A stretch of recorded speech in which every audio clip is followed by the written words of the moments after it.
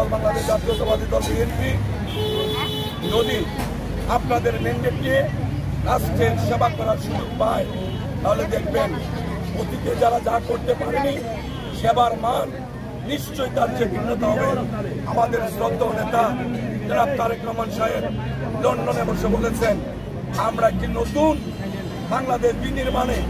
আমাদের তরুণ সমাজ যে আগ্রহ প্রকাশ করেছে তার সাথে সঙ্গতি রেখে দেশের মানুষের প্রত্যাশা পূরণ হবে। তাই আমি যারা কাটাছে না ভাই ভাই চিন্তা করো না